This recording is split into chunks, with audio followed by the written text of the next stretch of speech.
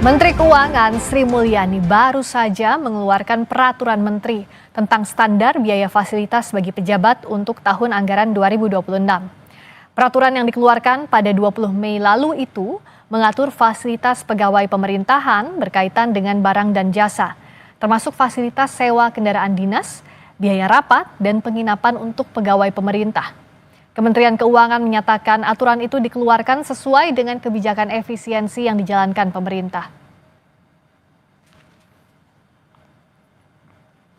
Lalu kebijakan standar biaya yang kita lakukan untuk tahun 2026 itu juga sejalan dengan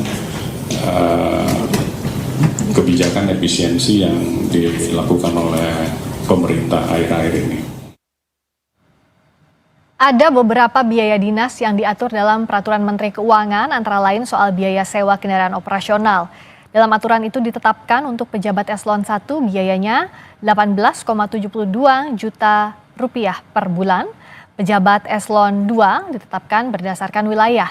Untuk Aceh misalnya 18,72 juta, DKI Jakarta 13,25 juta, dan Jawa Tengah di angka 14,67 juta.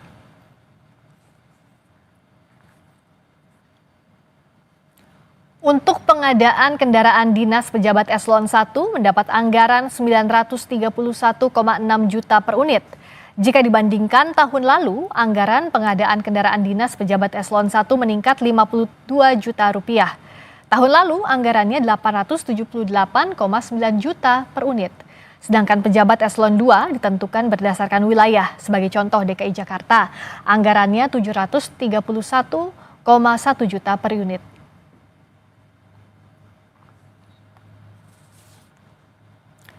Peraturan Menteri Keuangan juga mengatur soal anggaran konsumsi atau makan dan kudapan untuk rapat pejabat. Rapat koordinasi tingkat menteri, Wamen, dan eselon 1 anggaran konsumsinya 118.000 per orang per kali makan. Sedangkan untuk kudapan dihitung 53.000 per orang tiap kali makan.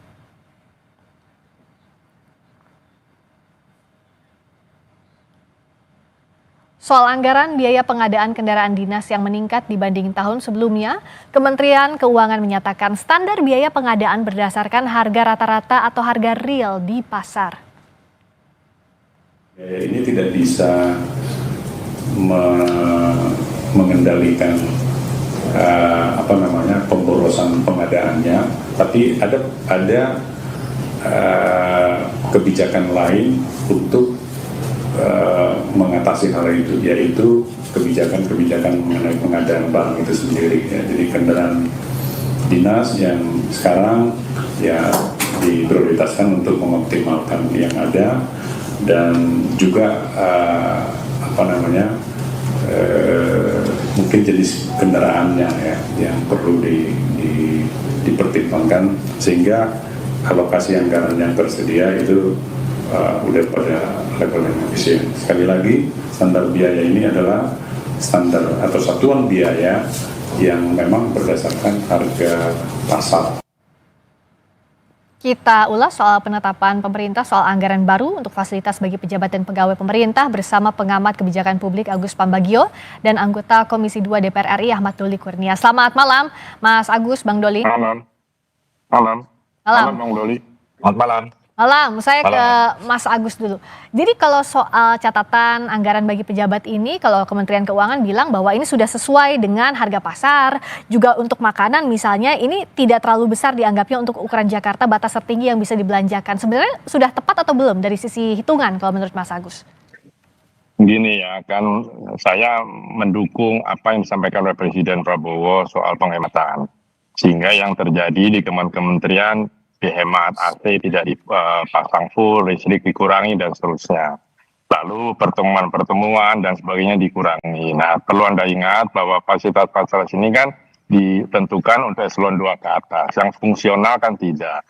Padahal kawan-kawan ASN itu kan selain gaji, tambahan itu ada diskusi, jalan keluar kota, menginap, dan seterusnya. Nah, kalau itu sudah ditiadakan atau diturunkan, harusnya yang di eselon 1, 2 juga sama. Ngapain beli sewa mobil lama-lama, kasih aja yang yang kan sekelas banyaklah MPV yang tidak terlalu mahal. Yang penting kan tidak kehujanan, tidak kepanasan. Juga patwalnya tidak usah banyak-banyak. Karena kalau kita minta patwal kan kita beliin motor itu, beliin mobil. Meskipun tidak tertulis ya, tapi artinya jangan diskriminasi lah. Yang ditekan terus adalah eselon bawah, tapi eselon atasnya tidak mau ikutan. Ya itu tidak adil. Kita kan mendukung apa yang disampaikan Presiden gitu. Bung Doli tadi disampaikan Mas Agus, yang berhemat, yang kena efisiensi jangan cuma eselon 2 ke bawah, eselon 1, 2 juga harusnya sama-sama, sama rata, sama rasa, gimana? Iya, saya kira memang prinsip keadilan juga harus ditegakkan ya. Intinya adalah bahwa kita semua mendukung ya, mau kita menghadapi situasi ekonomi yang sulit atau yang lapang, yang namanya penghematan efisiensi itu ya harus dilakukan ya. Untuk apa kita berboros diri kalau memang kita bisa hemat, itu prinsip pertama. Nah yang kedua juga memang harus diberlakukan kepada semua yang semua level ya, nggak boleh ada diskriminasi penerapan penghematan itu. Jadi saya kira memang ya coba lagi kalau memang ada pandangan ya terutama dari Mas Agus tadi bahwa memang tidak kelihatan ya semuanya merata gitu, ya mungkin perlu juga ditinjau ulang lagi itu supaya memang nanti semuanya merasakan hal yang sama, karena kalau tidak adil nanti akan mengurangi kinerja tuh. Ya kan, nanti ada yang semangat bekerja, ada yang tidak semangat karena merasa tidak diperlakukan secara adil. Nah, itu akan dan itu akan mengganggu produktivitas pemerintahan juga. Nah, jadi kan efeknya juga bisa tidak bagus gitu. Jadi menurut Bung Doli ini masih harus ditinjau ulang? Ya tadi kalau memang ini kan baru diumumkan ya. Saya kira kan pertama tentu pemerintah juga pasti punya pertimbangan ya mengeluarkan kebijakan ini. Kementerian Keuangan juga pasti punya rumusan-rumusan gitu. Nah tapi kalau kemudian nanti ada feedback, ada masukan, terutama juga nanti yang terdampak, maksudnya mereka yang kemudian nanti merasakan, katakanlah tadi kalau misalnya Mas Agus mengatakan itu hanya terkena kepada eselon 2, 3, kan pasti mereka lama-lama teriak tuh, ya kan? Nah, kalau memang nanti seperti itu, ya tentu pemerintah harus juga memperhatikan suara-suara seperti itu. Nah, Mas Agus tadi agar tidak terjadi hal-hal yang mengurangi produktivitas karena jadi nggak semangat karena loh kok kalau untuk eselon 1, 2 tetap dapat fasilitas sementara eselon bawah ini harus berhemat. Itu apa yang harus dilakukan? Apakah memang harus ditahan dulu aturannya nggak berlaku dulu atau seperti apa Mas Agus? Gini, kan kita tahu semua lah kawan-kawan ASN itu kan tambahan-tambahannya dari tadi diskusi dan sebagainya. Akibatnya yang ditekan gitu kan hotel-hotel, tempat-tempat pertemuan kan sepi juga. Sehingga mereka gajinya dipotong juga, unpaid leave-nya 10% dan seterusnya. Nah maksud saya, ya itu diperhatikan. Jangan pejabat apa beda sih, kan makannya nasi juga sama. Ngapain harus ke tempat restoran mahal? Ya oke lah kalau normal. Tapi kalau sekarang, atau siapa yang mau bayarin? Tauke-nya yang mau bayarin. Kan itu juga perlu, ini kan kalau yang kelas bawah mana punya tauke. Nah semacam ini susah kan sekarang. Saya bilang pada teman-teman ASN itu yang kelas bawah, ya kamu sekarang dihemat AC-nya, listriknya itu ya bawa aja kipas angin, kan pada gitu di awal-awalnya. Saya cuma bilang satu lagi yang harus dibawa itu deodoran, karena jadi kita berkeringat. Gitu. Nah, ini hal-hal ini ke soal kesetaraan lah. Kita kan sama-sama berhemat. Kita setuju Presiden bilang hemat, ayo kita hemat. Tapi jangan begini, ini kan melukai saja. Sudah dapat fasilitas, ada rumah, ada apa, sudahlah. Pengawalnya nggak usah banyak-banyak, tetot bikin orang marah itu. Itu bikin orang marah. Jadi nggak perlu. Itu yang harus dihilangkan. Kalau kita mau sama-sama melarat ya, sama-sama menikmati kekurangan ekonomi dan sebagainya. Nah, jadi kalau dari tadi yang disampaikan Mas Agus harus dijaga juga kan psikis eselon 2 ke bawahnya, jangan sampai kok kalau pejabat dapat fasilitasnya tetap aja nggak ada yang dipotong signifikan gitu ya Mas Agus. Iya kan, kalau dibilang tanggung jawabnya kan besar ya, siapa suruh mau jadi pejabat gitu kan. Dan apalagi sekarang juga ada kasus TNI, Polri, itu juga menambah lagi. Jadi ASN itu bekerja di negara itu cita-citanya 4D atau jadi eselon 1. Kalau di situ lalu dikosong tempat-tempat itu diisi oleh yang bukan ASN, kan itu juga menambah semangat juga gitu. Mengurangi maksud saya. Kalau dari Bung Doli, bagaimana sebenarnya untuk melihat dalam kondisinya di lapangan, kan ada hierarki. Misalnya fasilitas eselon 1 dapatnya apa, eselon 2 dapatnya apa, nggak bisa dihindarkan. Tapi dalam kondisi efisiensi, apa-apa sebenarnya yang harus lebih diperhatikan, hal yang harus hati-hati diputuskan, Bung Doli?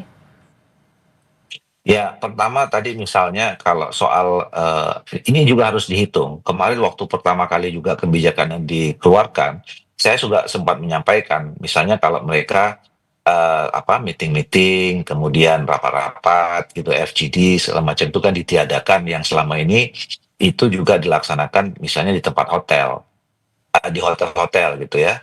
Dan menurut saya sebetulnya belum tentu juga mewah-mewah itu, rapat-rapat seperti itu. Cuman yang harus dipertimbangkan begini, kalau kita juga tidak mengukur, walaupun saya yakin ya, pemerintah, Kementerian Keuangan sudah mengukur juga. Kalau misalnya kegiatan-kegiatan yang selama ini dilaksanakan di luar, di hotel itu juga dihapuskan total, itu kan pasti juga berdampak kepada rakyat kecil yang bekerja di situ. Oke. Restoran, itu kan juga ada rakyat yang bekerja. Nah, kalau itu juga nanti pada akhirnya sepi, ya itu kan juga akan berdampak, satu. Yang kedua, secara internal, tadi saya kira memang ya kita kan sama-sama tahu juga sebetulnya fasilitas-fasilitas yang selama didapat gitu. Jadi kalau misalnya kebijakan diterapkan, yang fasilitas selama ini yang kadang-kadang kalaupun nggak ada penghematan itu membuat iri juga, ya kan? Ya. Membuat jealous, eselon 3 dan 4 kok fasilitasnya yang eselon 1, eselon 2 tuh terlalu besar segala macam gitu. Nah, ini juga harus dipertimbangkan. Jadi kalaupun ada penghematan, nah fasilitas-fasilitasnya juga harus disesuaikan supaya tidak merasa ada yang ya apa namanya? Ada diskriminasi Ya gitu ya? merasa yang Mhm. ya masa tidak adil lah kira-kira gitu. Ya, kalau alasannya atau kalau statement yang diberikan bahwa ini menyesuaikan harga pasar misalnya untuk kendaraan, apakah iya memang harga pasar itu harus jadi salah satunya, satu-satunya yang diikuti atau ya tadi ada banyak pointers yang harus dipertimbangkan, Bung Doli? Iya, saya kira memang harus ke setiap kita mengambil kebijakan, tentu tidak bisa dilihat dari satu, dua, tiga variabel saja, ya. Semuanya harus dihitung, harus dikalkulasi. Seperti yang saya katakan tadi, urusan penghematan di ASN itu bisa berdampak juga kepada kehidupan masyarakat eh, di luar ASN. Yang Ya. kayak tadi saya katakan, orang juga kan bekerja di tempat-tempat yang memang selama ini dipergunakan fasilitasnya oleh pemerintah Ya. atau ASN. Nah, itu kan nggak bisa juga variabel itu diabaikan. Maka oleh karena itu ya kita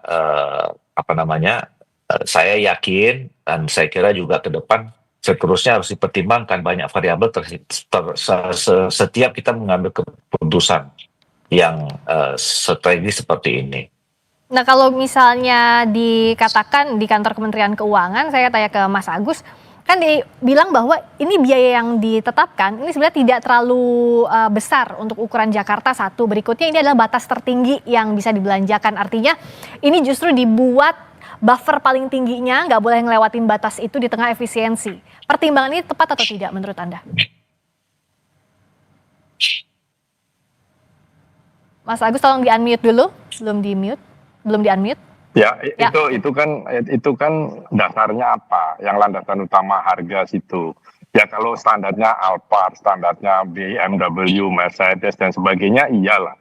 Tapi kan tidak perlu itu. Tugas negara memberikan fasilitas kepada pejabatnya itu sesuai dengan kemampuannya kan begitu. Nah sekarang daripada untuk menaikkan tingkat level jenis mobilnya yang multi mewah gitu, kenapa tidak dana itu digunakan untuk oke lah kalau gitu bikin lagi diskusi-diskusi supaya yang kelas bawah itu dapat tambahan. Dia Oke. pergi ke daerah, airline dapat penumpang, hotel dapat tamu. Kan semua tadi Bang Doli sampaikan juga itu. Jadi daripada dipaksakan di sana toh mereka punya mobil mahal juga, ngapain dikasih mobil mahal oleh pemerintah? Gitu. Oke. Mobil biasa saja, MPV biasa, yang penting kan bisa nyampe kantor, boleh pakai tot gitu, tapi kan uang yang digunakan di situ, itu digunakan untuk yang kelas bawah supaya dia bisa dapat tambahan, diskusi keluar daerah, kontrol apa kayak gitu loh. tidak banyak-banyak, tapi berilah kesempatan sehingga mendapatkan tambahan. Itu yang saya katakan, Oke. harus ada imbangan. Gitu. Jadi sederhananya gini ya Mas Agus, tambal sulam. Oke lah kalau tadi asalnya komponen mobilnya harganya sekian, standarnya mobil Ya, mewah turunkan tertentu separuhnya. diturunkan, diganti dialokasikan ke yang misalnya Iya. bisa berdampak lebih banyak lagi untuk restoran atau misalnya hotel atau Iya. apa kalau ada pertemuan gitu ya. Atau kantor AC-nya jangan panas sampai 26 karena dimatikan. Ya kan, dia harus bawa fan, bawa tadi deodoran, itu kan nggak benar. Jadi maksud saya, turunkan itu standar yang sudah di atas yang untuk supaya yang di bawah bisa semangat. Dia bisa jalan sekalian pulang kampung, ya kan? Ya diskusinya jangan berlebih lah, diskusinya memang ada hasilnya. Dan juga akhirnya hotel kan bisa menjalankan MICE, ada uangnya. Sekarang hotel hanya bergantung pada orang menginap, itu nggak banyak. Kemudian juga airline yang sekarang sudah mau bangkrut semua itu bisa punya sudah mau bangkrut dipotong pula tarifnya gitu kan, sementara US dollarnya tetap tinggi. Nah hal-hal semacam ini kan bisa kan, masa Menteri Keuangan tidak bisa ngitung gitu? Bisa lah. Itu cuma lulusan tata buku aja bisa itu. Iya, jadi daily schedule yang harusnya dialokasikan untuk meeting dan lain-lain sebenarnya masih bisa aja ya, asal standarnya turunin, asalnya misalnya bintang 5, jadilah bintang 3 atau seperti apa. Bisa bintang 5 juga bisa silakan, tapi yang untuk alokasi kendaraan fasilitas yang hanya dinikmati eselon 1, 2 dan menteri itu yang dipangkas. Ya, jadi yang hanya dinikmati golongan tertentu gitu ya Mas Agus ya. Iya, dan mereka kan sudah cukup mampu untuk membeli mobil sendiri, mana ada menteri yang miskin. Nah, ada kan? Oke, kalau dari Bung Doli, bongkar pasang format anggaran seperti ini secara birokrasi memungkinkan atau enggak sih, Bung Doli? Oke, kita masih coba lagi perbaiki komunikasi, tadi terputus sambungannya. Jadi kalau secara birokrasinya Mas Agus bisa-bisa aja ya ini dilakukan? Ya bisa saja, kan ini Juni, ini kan ada perubahan anggaran nih, makanya kan muncul. Ya kan, perubahan anggaran, ya dirubah saja, kan nggak masalah. Yang penting itu adil dan tidak dikorupsi, itu aja. Yang korupsi tembak aja udah, karena udah susah kita masih dikorupsi pula gitu loh. Iya. Jadi jangan sampai yang satu pihak merasakan efisiensi, pihak lainnya tidak. Tapi kalau untuk secara willnya, kemauan ini, siapa yang bisa mengoreksi kebijakan yang sudah diputuskan? Ya, kan ada Menteri Keuangan, lapor Presiden tetapkan, kan begitu. Ya kan, kenapa dipotong begini, untuk apa, untuk ini Pak, ini supaya semangat teman-teman ASN bekerja menjalankan program-program Bapak, apakah MBG kayak atau apa semuanya, supaya dia semangat ini. Pasti setuju Presiden, saya yakin. Karena yang jadi menteri jadi itu kan bukan orang miskin. Dan dia tidak perlu dikasih itu dalam situasi sekarang ya, kecuali kalau nanti kita sudah makmur, yang silahkan aja pakai standar-standar yang Menteri Keuangan tadi sampaikan. Tapi sekarang ini tolonglah yang di bawahnya ini diangkat, karena banyak sekali sektor yang sangat bergantung pada APBN. Begitu APBN-nya macet dari Kementerian PU, dari Kementerian Perhubungan, sekarang yang paling tinggi kan MBG. Nah MBG itu mengalirnya kemana itu? Nah ini yang jadi harus dihitung dengan baik, dan Menteri Keuangan bisa lakukan itu, kan ada 3 wamennya. Terus apa kerjanya? Jadi kalau Mas Agus lihat ini aturannya salah momen? Ya iyalah. Harusnya kan melihat situasi, kan Presiden jelas penghematan. Itu jelas loh pesan Presiden yang harus dijabarkan anak buahnya. Nah dijabarkan itu. Mana penghematannya? Kok yang cuma di bawah dihemat tadi? Nggak boleh ada acara ini, itu, yang itu justru ada pemasukan buat kawan-kawan ASN. Juga lalu pengaruhnya kepada hotel, kepada airlines, kepada bis, kereta api, semua. Nah kalau itu tidak diangkat kan nggak bergerak ekonomi. Ngapainnya sudah jadi pejabat, kan dia untuk jadi pejabat juga keluar duit banyak, artinya kan tidak miskin loh. Oke, jadi artinya mengeluarkan aturan soal anggaran di tengah efisiensi ini yang harus hati-hati dan harus cermat, dan merata dan cermat ya, jangan melukai orang yang sudah stres, duit nggak ada, terus melihat di atas, waduh kok enak ya gitu. Ya harus merata dan cermat. Terima kasih Mas Agus. Dan jangan dikorupsi ya. Kalau itu wajib ya, jangan sampai udah susah dikorupsi pula. Mau jadi apa ya kan? Mas Agus, terima kasih banyak. Agus Pambagio, pengamat kebijakan publik, selamat malam. Dan juga tadi sudah bergabung anggota Komisi 2 DPR RI Ahmad Doli Kurnia.